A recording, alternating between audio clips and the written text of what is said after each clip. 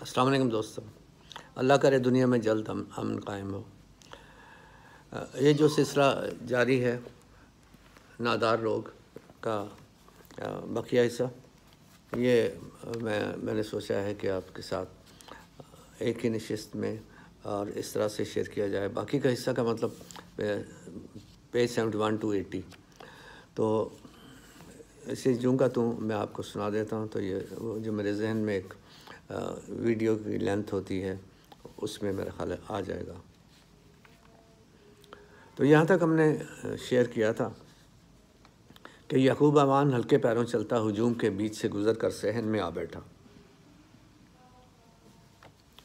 اگست کی صبح کا سورج اس کی جلد کو جلا رہا تھا۔ اس حدت میں اس کا ابلتا ہوا ذہن ایک نقطے پر مرکوز تھا۔ آج زندگی کے اختتام پر بھی ان بوڑھی نیموا آنکھوں میں زینب کے صرف دو رخ قائم تھے، ایک اندھیری رات میں اس کے فرار کا منظر، اور پھر سالوں بعد اپنے باپ کے گھر میں چارپائی پر پڑا وہ تیکھے نقوش والا زرد روح چہرہ جو اس بجھتے ہوئے دماغ کے دھندلکے میں ایک ستارے کی مانند چمک رہا تھا۔ عمر بھر کے اختلاط کے بعد یعقوب اوان کو صرف وہ رات یاد رہ گئی تھی جب وہ اس بے دخل جسم کو اپنے ہاتھ پاؤں کی آغوش میں لیے اس پہ اپنی جان کا کوئی حصہ ڈالنے کی سعی کر رہا تھا۔ اب اس کے آگے نیم اندھیرے کا لمحہ لوٹ کر آیا جس کے اندر متعدد سال فراٹے بھرتے ہوئے گزر رہے تھے۔ نومولود بچے کو زینب کی چھوٹی بہن اپنے پاس لے گئی۔ اس کی پیدائش کے اگلے روز ملک کا بٹوارہ تکمیل کو پہنچا۔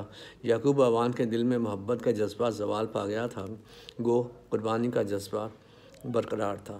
سرفراز کو وہ ایسی شفقت نہ دے سکا جیسی اعجاز کو دی تھی، مگر اس کی پرورش اس نے بڑے دھیان سے کی۔ جب سرفراز 3 سال کا ہوا تو یعقوب اوان اسے اپنے پاس لے آیا اور اپنے ہاتھوں میں اسے پالنے لگا۔ بٹوارے کے 3 ہی ماہ کے بعد جب اس کے دل میں یقین ہو گیا کہ 20 میل دور اس کا آبائی گاؤں ایک دوسرا ملک تھا جہاں اس کا واپس جانا ناممکن ہو چکا تھا، یعقوب اوان نے قدم جمانے کے لیے دوڑ دھوپ شروع کر دی تھی۔ 6 ماہ کے اندر اسے نورپور کے قریب موضع شجاع آباد میں 12.5 ایکڑ زمین اور ایک ٹوٹا پھوٹا گھر الاٹ ہو گیا تھا۔ اس کی چھاتی پہلے ہی کمزور تھی۔ زمین اس نے ٹھیکے پر دے دی، مگر 1 سال کے بعد ہی جب اعجاز نے شہر کے کالج میں داخلہ لینے کی ضد کی تو آدھی زمین رہن رکھ کر اخراجات پورے کرنے پڑے۔ اگلا سال گزرنے پر یعقوب اوان نے اپنے 3 سالہ بیٹے سرفراز کو اپنے گھر لے کر آنے کی ضد کی۔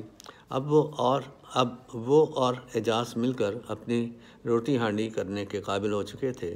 پھر اس سے اگلے سال جب اعجاز نے FA پاس کر لیا تو اس کی ضد کے باوجود یعقوب اوان نے باقی کی آدھی زمین بھی رہن کر کے اعجاز کی شادی اس کی ماسی کی بیٹی سکینہ سے کر دی۔ اب ان کا گھر بس گیا تھا، مگر آمدنی بند ہو گئی تھی۔ اعجاز اپنے گاؤں کے پرائمری اسکول میں ماسٹر ہو گیا۔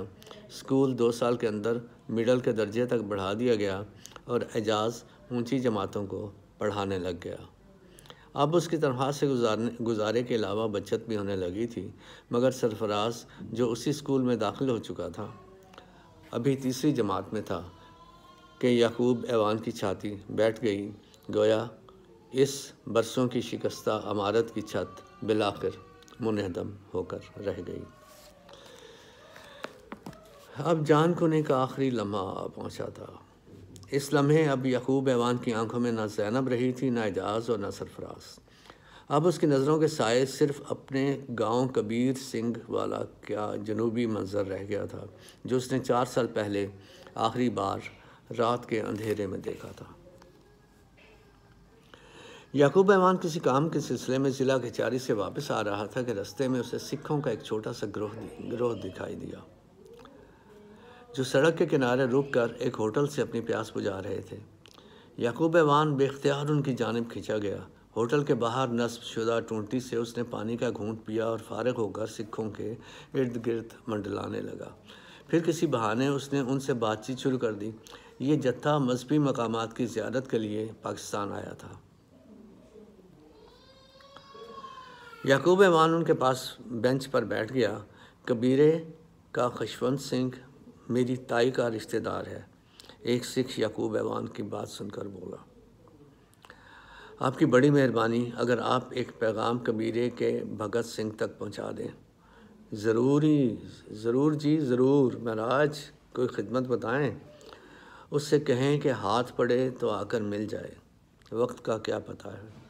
بالکل درست کہا، وقت کا کسے پتہ ہوتا ہے، بس جاتے ہی سندیشہ بھجوا دوں گا، آپ فکر نہ کریں۔ آپ کی بڑی کرپا بھائی جی۔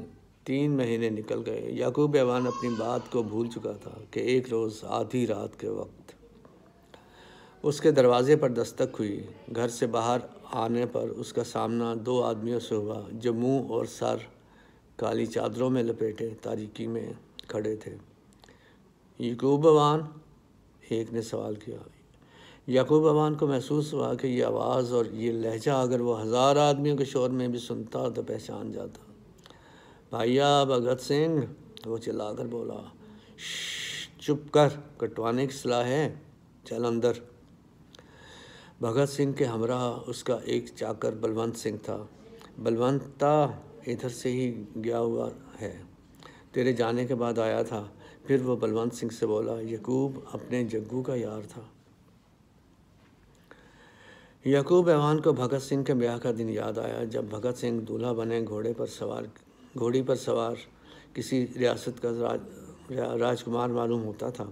اب اس کی داڑھی مونچھ کے بال سفید اور بدن فربا ہو چکا تھا۔ زینب کدھر ہے؟ اس نے پوچھا۔ وہ تو اللہ کو پیاری ہو گئی، یعقوب ایوان نے بتایا۔ چل، پرماتما کو ایسا ہی منظور تھا، کس کا زور چلتا ہے، سب کا چل چلاؤ ہے۔ یاد ہے جس رات کو تو زینب کو اٹھا کے لایا تھا؟ صبح سویرے جب اس کے وارث پیچھے آئے تو سارا دن ہم ان کے پیر پکڑتے رہے تھے، مزے تو نے کیے اور پیر ہم پکڑتے رہے۔ وہ یعقوب ایوان کی پیٹھ پر ہاتھ مار کر بولا۔ یعقوب ایوان کو کھانسی کا دورہ اٹھا۔ تیرا سینہ ابھی نکارا ہی ہے۔ یعقوب ایوان نے کھانستے ہوئے اسوات میں سر ہلایا۔ جب اس کی کھانسی رکی تو وہ مسکرا دیا۔ کئی سال کے بعد زینب کی یاد نے پل کو اس کے دل میں خون کی یورش پیدا کر دی تھی۔ اجاز کہاں ہے؟ بھگت سنگھ نے پوچھا۔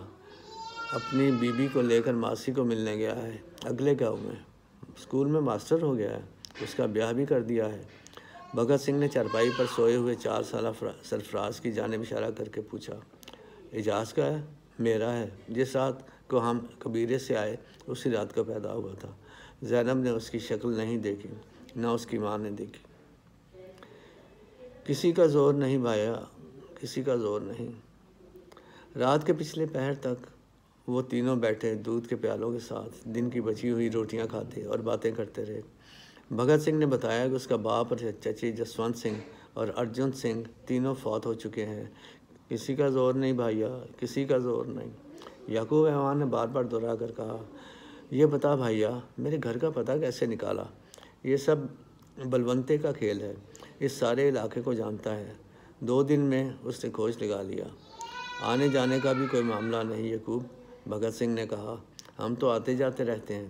جسوندر کی ماں ڈھڈی والے میں گہنا دبا گئی تھی، چوتھے دن میں نکال کے لے گیا۔ بارڈر پر پہرا ہے، پر سارے رستے تو حکومت والے بند نہیں کر سکتے، آنے جانے کا کوئی معاملہ نہیں۔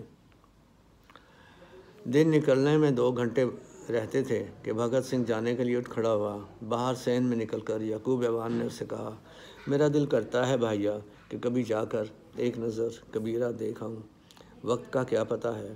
ابھی چلا چل یعقوب، دیر کس بات کی؟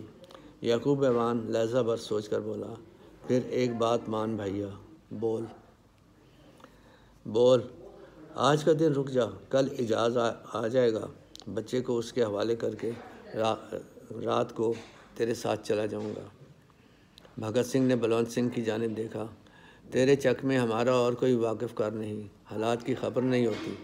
کوئی فکر فاقہ نہیں بھیا، سب میرے اوپر چھوڑ دے۔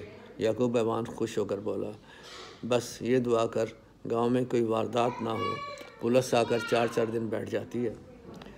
کیوں بلونتے؟ بھگت سنگھ نے پوچھا۔ کیا خیال ہے؟ جیسے مالک کی مرضی، بلونت سنگھ نے کہا۔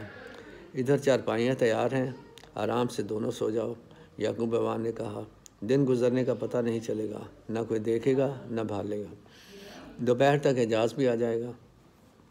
یعقوب ایوان نے جلدی سے گھی اور شکر ملا کر باجرے کا آٹا گوندھا اور روٹیاں پکائیں، پھر اس نے چائے بنائی۔ تینوں نے مل کر ان کا ناشتہ کیا۔ پھر یعقوب ایوان نے نئے کھیس نکال کر چارپائیوں پر بچھا دیے۔ دونوں آہستہ آہستہ باتیں کرتے ہوئے سو گئے۔ یعقوب ایوان نے سرفراز کو سبق پڑھنے کے لیے مسجد جانے سے منع کر دیا۔ بچہ دن بھر اپنی چارپائی پر بیٹھا مہمانوں کی پگڑیوں، ان کے کیسوں اور داڑھی مونچھوں کے بالوں کو دیکھتا رہا۔ دوپہر کے وقت اعجاز بھی پہنچ گیا۔ وہ سکینہ کو 2 دن کے لیے اس کی ماں کے پاس چھوڑ آیا تھا۔ باپ بیٹے نے مل کر 2 مرغیاں ذبح کیں۔ اعجاز تنور سے روٹیاں لے آیا۔ سورج غروب ہونے میں کچھ وقت تھا جب بھگت سنگھ اٹھ بیٹھا۔ بلونت سنگھ گہری نیند سو رہا تھا۔ بھگت سنگھ نے پیر مار کر اسے اٹھایا۔ سرفراز سمیت سب نے بیٹھ کر کھانا کھایا۔ ایک بات کا مجھے خیال آیا ہے یعقوب ایوان، بھگت سنگھ نے کہا۔ 20 کوس کا رستہ ہے، چلے گا؟ کیوں نہیں، یعقوب ایوان نے جواب دیا۔ عمر چلتے چلتے گزری ہے، میرے سینے میں کمزوری ہے، پر ٹانگوں نے مجھے کبھی جواب نہیں دیا۔ بیرمل پہنچ کر دلدار سنگھ سے گھوڑے لے لیں گے، بھگت سنگھ نے کہا۔ ابا، چاچے احمد سے گھوڑے لے آؤں؟ اعجاز نے پوچھا۔ مروانے کی صلاح ہے ماسٹر صاحب، عقل کی بات کرو۔ بارڈر تک تو چھپ چھپا کر جانا ہے، گھوڑوں کا کام نہیں، پیروں کا ہے۔ بھگت سنگھ اپنے پاؤں ٹھونک کر بولا۔ بیرمل سے آگے گھوڑے کیسے جائیں گے؟ اعجاز نے سوال کیا۔ اس طرف کوئی نہیں پوچھتا، کسی کو کیا پتہ تیرا ابا ہندو ہے، مسلح ہے کہ عیسائی ہے؟ ہمارے تو گرو نے کیس اور داڑیاں گلے میں لٹکا دی ہیں، دور سے دیکھ کر ہی پہچانے جاتے ہیں۔ کوئی فکر فاقہ نہیں بھائیا، یعقوب ایوان نے کہا۔ ساری رات چلنا پڑے تو پیر جواب نہیں دیں گے۔ کالا نمک ہے؟ بھگت سنگھ نے پوچھا۔ نہیں۔ اعجاز، جاؤ کان سے کالا نمک لے آؤ۔ اعجاز کالا نمک لے کر آیا تو بھگت سنگھ نے چکھ کر دیکھا۔ ٹھیک ہے، وہ بولا اور پڑیا یعقوب ایوان کے ہاتھ میں دے دی۔ کھانسی آئے تو چٹکی بھر زبان پر رکھ لینا، تیرے سینے کا درد ہمیں جیل خانے نہ پہنچا دے۔ تاریکی میں ہلکے ہلکے پھرتیلے قدم دھرتے ہوئے، آبادیوں سے کترا کر نکلتے، ندی نالوں سے بچاتے ہوئے 3 بے آواز سائے جب بیرمل پہنچے تو پھر یعقوب ایوان کو علم ہوا کہ انہوں نے سرحد پار کر لی ہے۔ وہاں پر انہوں نے دلدار سنگھ کے گھر سے دودھ کے پیالے پیے اور اس کے گھوڑوں پر سوار ہو کر چل پڑے۔ یعقوب ایوان کی حالت عجیب ہو رہی تھی۔ جیسے جیسے کبیر والا قریب آتا جا رہا تھا، اس کا دل بدلتا جا رہا تھا، اس کے ارادے ڈھیلے اور ہاتھ بھاگ پر کستے جا رہے تھے۔ کئی بار وہ اپنے ساتھیوں سے پیچھے رہ گیا۔ کیا بات ہے یعقوب؟ بھگت سنگھ نے پوچھا۔ جانور اڑیل ہے؟ نہیں بھائیا، وہ ہولے سے بولا۔ یعقوب ایوان ایک مخمصے میں الجھ گیا تھا۔ اس کا آدھا جی آگے کو بڑھنے کو اور آدھا جی پیچھے لوٹ جانے کو کر رہا تھا۔ اسے اپنے احساس کی مرضی پر اعتبار نہ رہا تھا۔ وہ اپنی چاہ کی کوئی خبر نہ مل رہی تھی۔ جب وہ گاؤں کے سامنے پہنچ گئے تو اس نے بھگت سنگھ سے کہا، بھائیا تو ڈیرے پر چلا جا، میں ذرا اس طرف سے پھیرا لگا کر آتا ہوں۔ چل میں بھی چلتا ہوں، بھگت سنگھ نے کہا۔ نہیں تو جا، میں ابھی آ جاتا ہوں۔ یعقوب، تو میری حفاظت میں ہے، میرا دل ہے کہ تو لوگوں کو میرے ڈیرے پر چل کر ملے، تیرے سامنے ان کو شرمسار کروں۔ فکر نہ کر بھائیا، آواز نہیں نکالوں گا، بس ادھر جنوب کی طرف ایک چکر کاٹ کر آ جاؤں گا۔ اس جنوبی راستے سے یعقوب ایوان اور اس کا کنبہ گاؤں چھوڑ کر گیا تھا، اور یہی گاؤں کا وہ رخ تھا جس کی جانب اس کے کھیت تھے اور جس راستے کو 50 برس کی عمر تک اس نے ہر روز اپنے قدموں سے پایا تھا، قدموں سے ماپا تھا۔ اب یہ ایک اجنبی راستہ تھا۔ اپنی عمر میں وہ اس کے ایک ایک گز، ایک ایک گڑھے، ایک ایک پتھر اور ایک ایک موڑ سے واقف تھا۔ یوں کہ آنکھیں بند کر کے آ اور جا سکتا تھا۔ اب پتھر اپنی جگہ سے ہل گئے تھے اور سارے اتار چڑھاؤ تبدیل ہو چکے تھے۔ قدم قدم پر ٹھوکر کا سامان تھا۔ یعقوب ایوان ایک بار گھوڑے پر سوار اور دوسری بار پیدل چل کر گاؤں کی حد تک گیا اور واپس آ گیا، مگر اسے پتہ نہ چل سکا کہ یہ اس کی بھول تھی یا محض وہم، یا کہ حقیقت میں راستہ اپنے رخ بدل چکا تھا۔ اس کے کھیت البتہ اپنی جگہ پر موجود تھے۔ ایک کھیت میں گنے کی فصل کھڑی تھی، ایک میں مکی تھی۔ سبزیوں کے کھیت میں گوبھی، شلگم اور مونگرے تیار تھی۔ کچھ رقبے میں کپاس کھڑی تھی۔ ایک علاقہ گیہوں کی بیائی کے لیے خالی پڑا تھا۔ یعقوب ایوان نے ایک گنے کے پودے پر نرمی سے ہاتھ پھیرا۔ گنے کے خشک پتے کی دھار سے اس کی انگلی پر ہلکا سا چیر آ گیا۔ وہ انگلی منہ میں ڈال کر چوسنے لگا، مگر چیر سے خون نہ نکلا تھا۔ برسوں کے کھردرے ہاتھ پر چنڈیاں بنی تھیں جن میں خون کی رمق نہ تھی۔ اس نے انگلی منہ سے نکال کر کرتے سے پوچھ لی۔ اسے اپنی زمین کی خصلت یاد آئی۔ اس کا گنا گاؤں بھر میں سب سے زیادہ رستار ہوا کرتا تھا۔ دوسروں کے کماد کے مقابلے میں اس کا کماد مرلے میں 1.5 گنا زیادہ گڑ دیتا تھا۔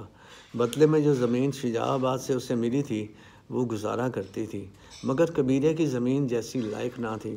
کھیتوں کے کنارے کنارے قدم رکھتا ہوا وہ مکی کے کھیت تک پہنچا۔ یعقوب ایوان کی مکی کا چھوٹے سے چھوٹا بھٹا اس نے یاد کیا، 1 ہاتھ لمبا ہوتا تھا، اور پو کے آخر تک جب دوسروں کی مکی پک کر سرخ ہو چکی ہوتی تھی، اس کے بھٹے کے سفید دانوں سے دودھ نکلا کرتا تھا۔ سردیوں کی دعوتوں میں دوسرے کسان اور زمیندار اس سے بھٹے مانگ کر لے جاتے تھے، جنہیں وہ دودھ میں ابال کر مہمانوں کو پیش کرتے تھے۔ ایوانوں کی زمین کا شیریں بھٹا علاقے میں مشہور تھا۔ تیری چھلی پر انگور لگتے ہیں یعقوب ایوان، لوگ کہا کرتے تھے۔ تیری زمین میں شکر ہے۔ وہ ہاتھ بڑھا کر ایک بھٹے کے ریشم جیسے پتوں کو سہلانے لگا۔ اس کا جی چاہا کہ وہ بھٹے کو چھیل کر دیکھے کہ اس کی خاصیت ویسی کی ویسی تھی یا کہ کھیت میں پڑنے والے رستے کی مانند بدل چکی تھی۔ اس نے زبان پر اپنی مکی کے دودھ کے مزے کو محسوس کیا، جس میں تالو کو بھانے والی ہلکی سی مٹھاس اور کنوؤں کے گہرے پانیوں کی سی حلاوت تھی۔ اشتہا کے غدودوں سے لعاب بہہ کر اس کے دانتوں میں بھرنے لگا، مگر بھٹا توڑنے سے پہلے اس کے دل میں ایک انجانے وسوسے